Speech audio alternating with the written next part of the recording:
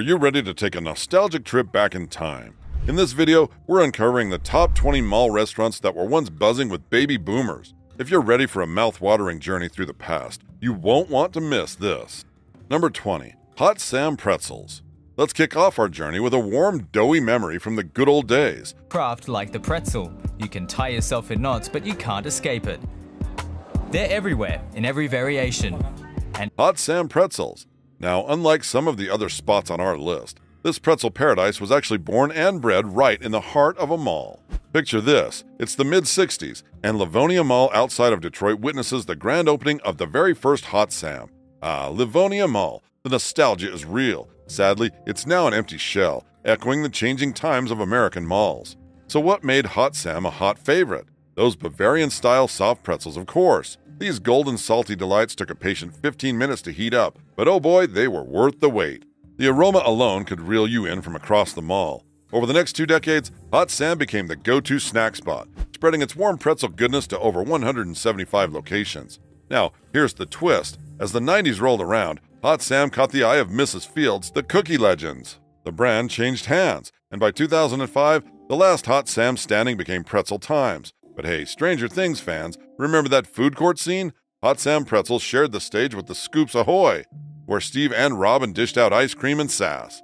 If your mall memories are tinged with the sweet scent of freshly baked pretzels, you're probably tipping your hat to Hot Sam. And let's be real, no soft pretzel today quite captures that Hot Sam magic. Sure, you've got Auntie Anne's, Wetzel's Pretzel, Philly Pretzel Factory, or Pretzel Maker. They'll give you a decent pretzel fix, but that unmistakable buttery aroma that follows you around, well, that's a Hot Sam exclusive, adding at least 5 imaginary pounds to your hips. Oh, the sacrifices we make for a good pretzel. Stay tuned as we unravel more delicious memories from the mall era.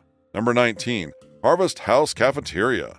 It's time for our next trip to Harvest House Cafeteria. Harvest House Cafeteria, Midway Mall Shopping Center.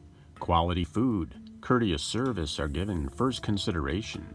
This gym wasn't just a place to grab a quick bite, it was an experience. And it all started with Woolworths, the OG 5 and dime store. They weren't just about nickels and dimes, they were pioneers in the in-store dining game, laying the groundwork for what we now know as the modern food court. Back in the day, Harvest House was the go-to spot, especially for those on a budget. Picture this, entire dinners for just over $1. Yes, you heard that right. It was family-friendly, cozy, and nestled right in Woolworths stores and malls. This was the real deal, folks. In the swinging 60s, as shopping malls started to take center stage, Woolworths decided to open Harvest House cafeterias in these retail wonderlands. The ambiance was something else. Leather seating, burgundy red carpet, brick finishings, and windows giving you a picturesque view of the bustling mall. Talk about a luxury dining experience. Number 18. Kenny Rogers Roasters. Now, who could forget the unmistakable aroma of Kenny Rogers Roasters? 20 minutes, all those juices are going to be reabsorbed, and your chicken's going to be perfect. If you cut it right now, you'll lose all the juice. Wafting through the mall corridors. This country legend, along with former KFC bigwig John Brown Jr., brought us a fast food haven dedicated to one thing, perfectly roasted chicken. Imagine this, 1991, the birth of Kenny Rogers Roasters. Fast forward a few years, and bam, 350 restaurants scattered across the map by the mid to late 90s. That's how you make an entrance into the Food Court Hall of Fame.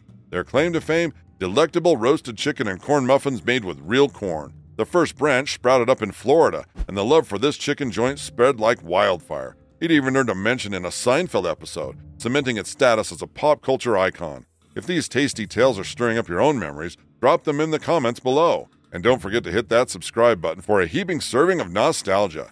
You won't want to miss what's next. Number 17. Caramel corn. Okay, let's talk sweets. Specifically, that irresistible combination of caramel and popcorn known as caramel corn. If you've got a sweet tooth, this one's bound to tickle your taste buds. Caramel corn itself has been a delight for sweet tooth havers since the 1870s.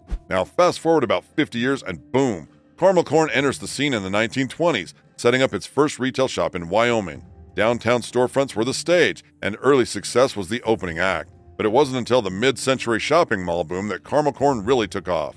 Picture this, 535 stores licensed to sell its delectable product across North America, including candy stores and peanut popcorn stands. It's the kind of popcorn empire dreams are made of. So Garrett Popcorn originated in 1949. It was Gladys Garrett, her family. They sat around a table, they had a contest to come up. By the 80s, there were over 200 standalone caramel corn locations scattered across the country.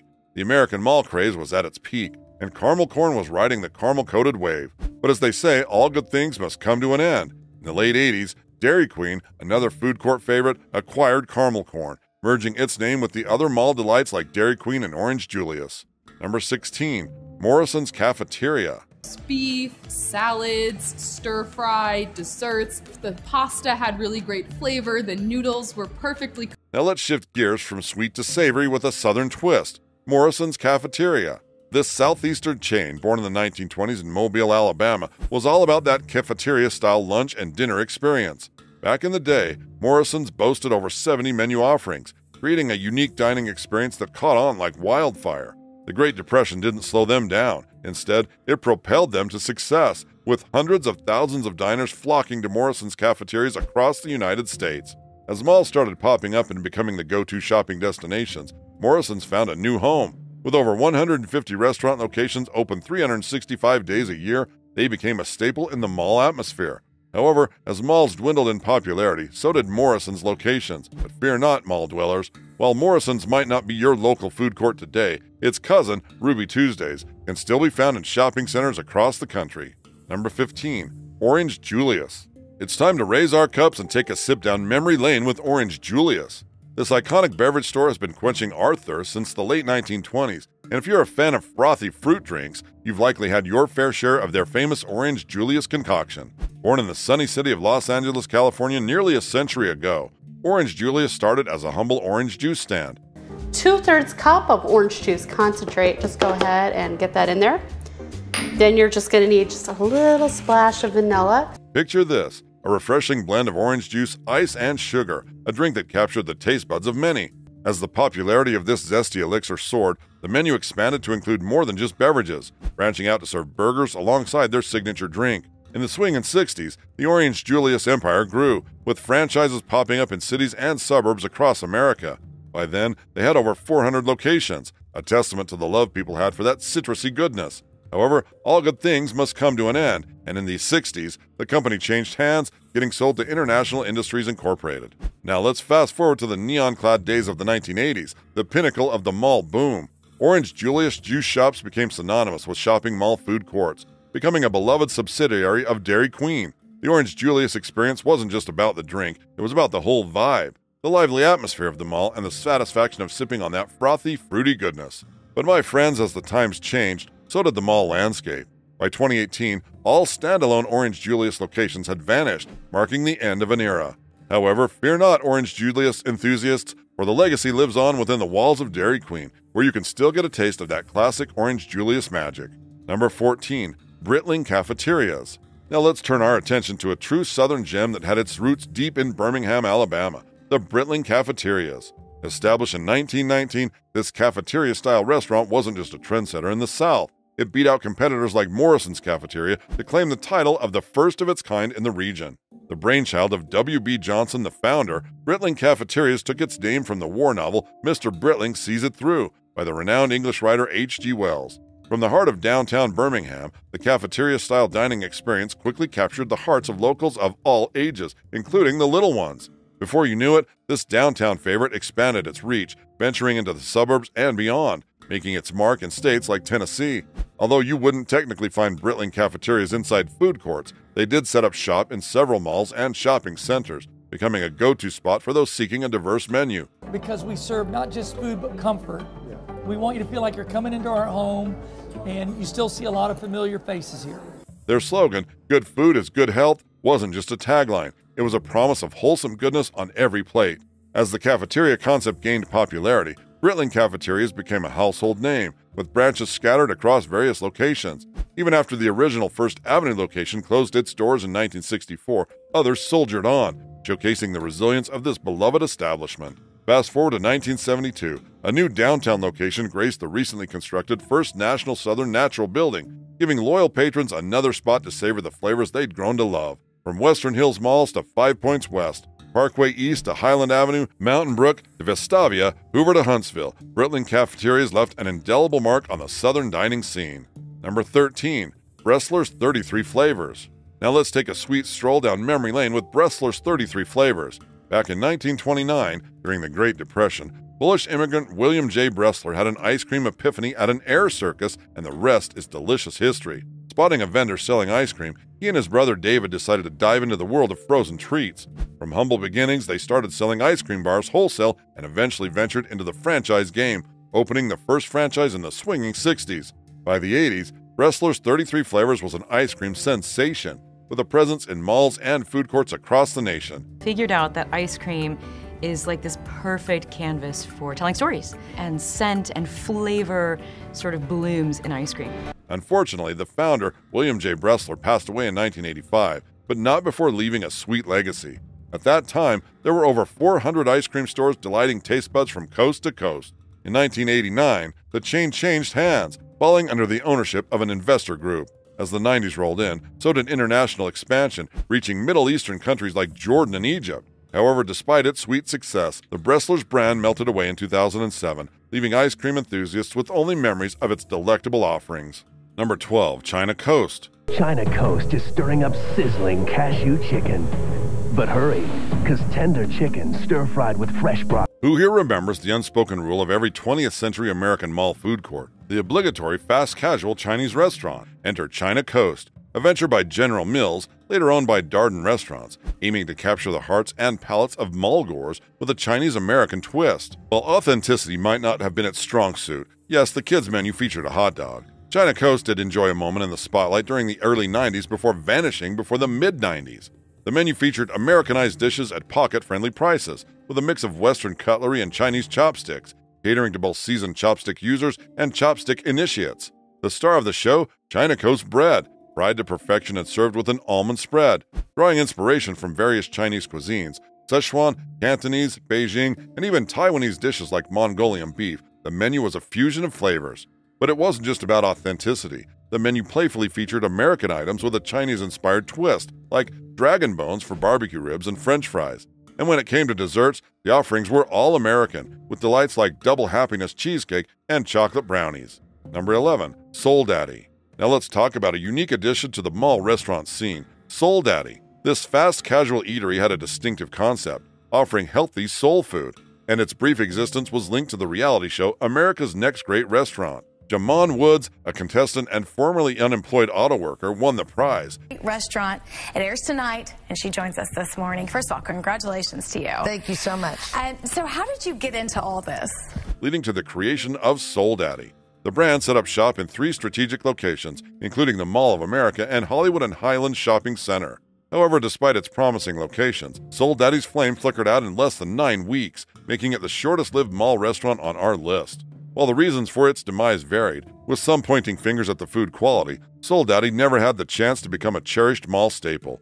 Nevertheless, its unique concept and short-lived journey make it a noteworthy entry in the Mall Restaurant Hall of Fame. Number 10, Mr. Fables. Now, who remembers the delightful Mr. Fables? Founded by John Boyles and Dick Faber, this beloved burger and cafeteria-style restaurant left a lasting legacy with its secret recipes for items like the famous olive burgers. And that minced olive.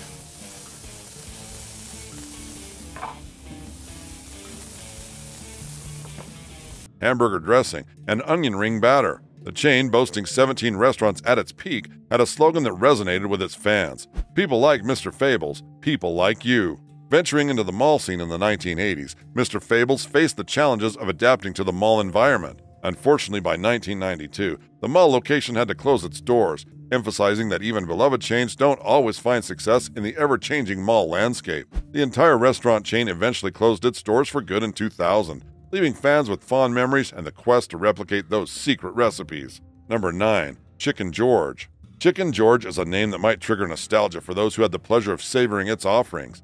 This fast food chain, based in Baltimore, Maryland, was the brainchild of Theodore Holmes, who opened the first restaurant in November 1979 at the Mondawmin Mall. Chicken George is the official fast food chain of the Miss Intercontinental pageant.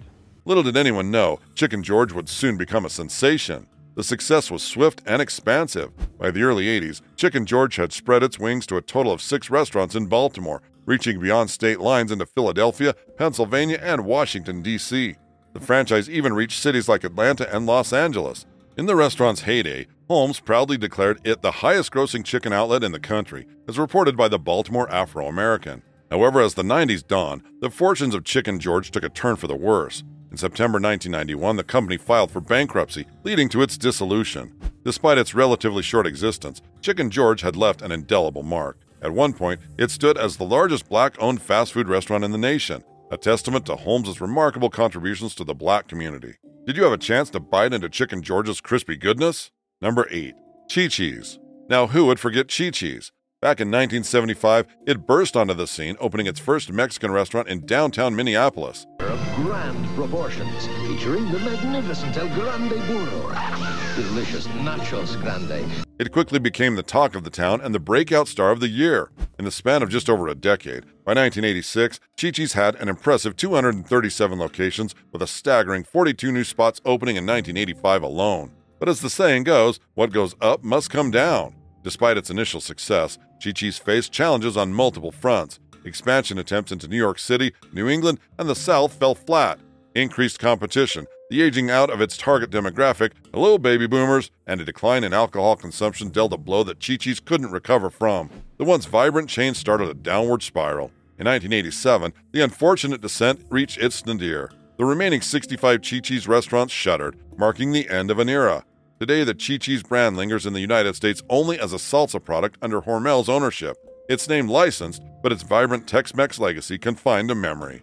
Number 7. Farrell's Ice Cream Parlor. Who else remembers the sheer spectacle of Farrell's Ice Cream Parlor? Stepping into one of these parlors was like stepping into a time machine, instantly transporting you to the early 1900s. All the children are news-aiders and all new to the Farrell's experience. She wants chocolate sprinkles. From the decor to the waitstaff donning period clothing, complete with straw skimmer hats, Farrell's was a nostalgic journey.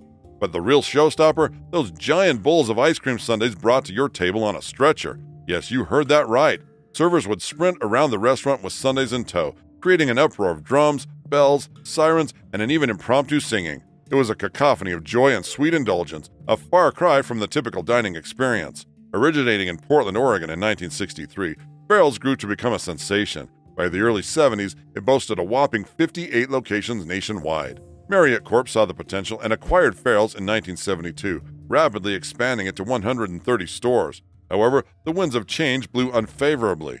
In 1982, Marriott relinquished control to an investment group.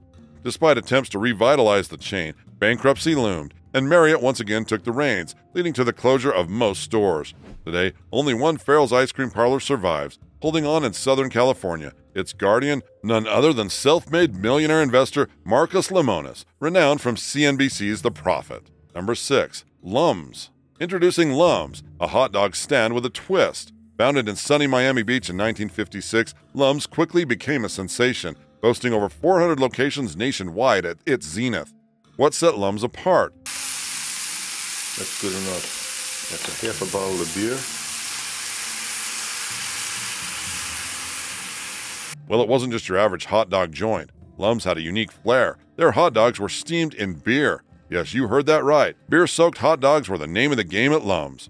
This South Florida mixture was so successful that it even went public and made a rather unexpected purchase. Caesar's Palace in Las Vegas in 1969. Talk about diversifying your portfolio. But as the saying goes, all good things must come to an end. Lums faced financial challenges after being purchased by Wienerwald in 1978. Overextension led to bankruptcy just a few years later in 1982, marking the end of an era for this beloved hot dog chain. I can still recall the scandal that erupted in my hometown when Lums arrived on the scene. It wasn't the menu that stirred up controversy, it was their unconventional cooking technique. Steaming hot dogs in beer? It certainly raised a few eyebrows, but for many, it became a cherished culinary tradition. Lums wasn't known for its beer-steamed hot dogs. They also served up fried seafood, hamburgers, and of course, ice-cold beer. In the 1970s, Lums was a powerhouse, with 450 restaurants scattered across the United States and abroad. They even roped in legendary comedian Milton Berle for their TV commercials. But alas, despite its popularity, Lums couldn't weather the storm. Changes in ownership and financial woes spelled its demise. By 1982, Lums had filed for Chapter 11 bankruptcy, and the once thriving chain largely faded into obscurity. Do you have any fond memories of indulging in Lums beer-soaked hot dogs? Number 5. The Hot Shops. Now let's turn the clock back to the roots of hospitality in Washington, D.C., where a household name made its debut, the Hot Shops. J. Willard Marriott, the visionary behind the Marriott Empire, opened the inaugural Hot Shop in 1972, a significant milestone that At Hot Shops, we cook lean cuts of choice roast beef every day. We bake fresh rolls, muffins, and fruit pies every day. predates the opening of the first Marriott Hotel by 3 decades. Picture this. By 1960, the Hot Shops had blossomed into a food-for-the-family chain and a whopping 70 locations spread across 7 states and the District of Columbia. It was a beloved institution, offering a feast of fresh-made food that captured the hearts and stomachs of families far and wide. For those who were lucky enough to experience the Hot Shops in its heyday, the memories are nothing short of legendary. The appeal was multifaceted, from the sumptuous buffet bar that beckoned with an abundance of delectable options to the signature items that became iconic in their own right. Who could forget the mighty Mo triple-decker burger, the orange freeze tart milkshake, or the teen twist ham and cheese sandwich crowned with tartar sauce? But as the saying goes, all good things must come to an end. The 1990s marked a turning point when Marriott Corp made the difficult decision to close down the Hot Shops. By 1999, the last remnants of this cherished family-friendly eatery faded away, leaving a void in the hearts of many loyal patrons. Before you start feeling hangry over this trip down food nostalgia lane, here's a silver lining. Marriott Corp's flagship hotel in D.C., the Marriott Marquis, pays homage to the Hot Shops legacy. Number 4. Howard Johnson's. Now let's embark on a journey back to the heyday of roadside dining with a name that resonates with the nostalgia of the 1950s and 60s. Howard Johnson's. Entrepreneur Howard Johnson laid the foundation for this iconic establishment in the 1920s, starting as a humble soda fountain and lunch counter. And the fried clams. Isn't that delicious? Looks so good. Fast forward to 1954, and the orange-roofed charm of Howard Johnson's had spread its allure across 400 outposts and 32 states. One of the first major restaurant chains, Howard Johnson's reached its zenith in 1961, boasting a staggering 605 restaurants and 88 motor lodges. These establishments became synonymous with the American highway system's monumental growth during that era, providing not just a meal, but an experience for families cruising along in their cars. But what was the secret to Howard Johnson's success? Picture this: signature orange roofs, cupolas, and the iconic Simple Simon and the Pyman plaques. Howard Johnson's wasn't just a restaurant, it was a roadside attraction for baby boomer kids, capturing their imaginations as they embarked on family road trips. The menu, centered around fried clams, chicken, hot dogs, and ice cream, offered pre-made high-quality food in traditional dining rooms. However, as the 70s rolled in, the winds of change began to blow. The rise of fast food giants like McDonald's signaled a shift in dining preferences, and Howard Johnson struggled to keep up. Despite attempts to stay relevant, the failure to update the menu, infrastructure, and marketing, coupled with fierce competition from newcomers like Friendly's, Applebee's, and Chili's, dealt a blow to the Howard Johnson's restaurant chain. The last bastion of this once thriving empire closed its doors in 2017. Leaving only memories and a solitary Howard Johnson's restaurant in Lake George, New York. The demise of Howard Johnson serves as a poignant reminder of the changing tides in the American dining landscape. As airline travel became more affordable, the road-based crowd that Howard Johnson's relied on underwent a transformation or simply vanished. Number 3. Beefsteak Charlie's. Now let's dive into the story of a once iconic establishment that combined indulgence and affordability like no other: Beefsteak Charlie's. Picture this: it's 1910 and the aroma of specialty steak sandwiches wafts through the air at the first Beefsteak Charlie's on 50th Street in New York City. Florentine steak is a thick T-bone steak. Legend has it that the dish originated in the 16th century. With a horse racing theme, this flagship location became a favorite haunt for sports enthusiasts and generations of diners. Fast forward to 1976, when restaurant Larry Ellman decided to rebrand his steak and brew chain, and Beefsteak Charlie's was born. The name, apparently never trademarked, was a nod to a classic Manhattan restaurant, and it perfectly encapsulated the spirit of this dining haven. By 1984, the chain had expanded to more than 60 locations across the East Coast, becoming a household name. What made Beefsteak Charlie's stand out? Imagine this unbeatable combination: an all-you-can-eat salad bar, unlimited beer, wine, and sangria, paired with massive portions of hamburgers, steaks, ribs, and chicken, all at ridiculously low prices. Yes, you heard it right. A dining experience that embraced abundance without breaking the bank. One of the standout features was the infamous salad bar, as described in a Washington Post review from 1982. A diner recounted a feast that included 7 plates of shrimp cocktail, multiple salads, barbecued chicken, sirloin steak with garlic sauce, soft drinks, a baked potato, potato chips, and ice cream, all for a grand total of $12.49. And that didn't even include the free beer, Schaefer's, and wine, Franzia, that came with each adult dinner. However, the high times couldn't last forever. In 1987, the chain was acquired by Bombay Palace Restaurants, but in 1989, financial struggles led to bankruptcy. Over the next 15 years, the once thriving Beefsteak Charlie's experienced a gradual decline, with the remaining locations dwindling down to zero by the early 2000s. Did you ever savor the delights of Beefsteak Charlie's salad bar or enjoy the unlimited beer and wine? Number 2. Steak and Ale. Now let's sizzle our way into the story of a dining icon that once graced the American culinary landscape, steak and ale. Conceived by the culinary maestro Norman Brinker, the same genius behind Jack in the Box and Chili's. Important task because we want to get this into the oven as soon as possible. Lots of garlic used at Shea. We use the peels on the garlics. Steak and Ale made its debut in Dallas in 1966. The restaurant quickly became a trailblazer, introducing the self-service salad bar and enjoying tremendous success in its early years. Offering an 8-ounce filet for just $1.95 certainly contributed to its popularity. By 1976, with 109 restaurants spread across 24 states, Steak and Ale had established itself as a major player in the burgeoning fast casual dining scene.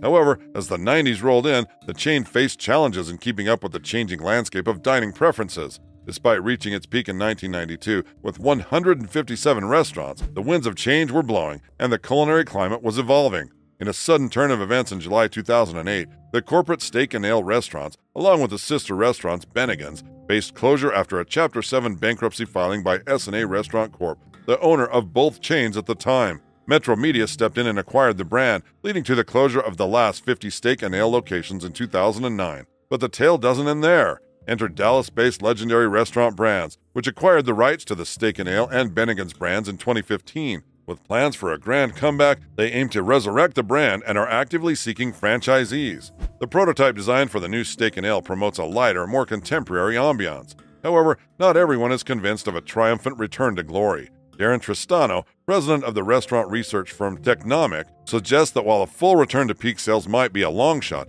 Steak and Ale could potentially carve a niche as a regional brand, tapping into the nostalgia of boomers who fondly remember the brand.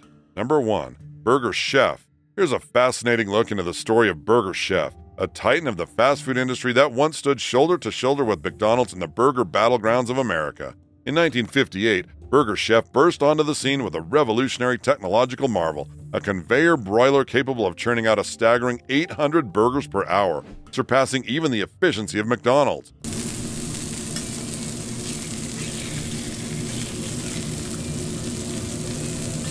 General Equipment, the optimistic parent company behind Burger Chef, wasted no time in expanding its empire, opening a whopping 1,200 outlets by 1972, trailing closely behind McDonald's colossal fleet of 1,600 restaurants. But Burger Chef's claim to fame wasn't just its lightning-fast burgers. It was also a pioneer in the realm of children's meals. In 1973, Burger Chef introduced the Fun Meal, a concept that bundled a small burger, fries, drink, dessert, and a toy, a precursor to the iconic Happy Meal introduced by McDonald's 6 years later. This innovative approach to family dining captured the hearts and appetites of millions across the nation. However, Burger Chef's meteoric rise was met with a downfall fueled by overexpansion. In 1981, the company faced its demise when it was acquired by Hardee's, another formidable player in the burger business.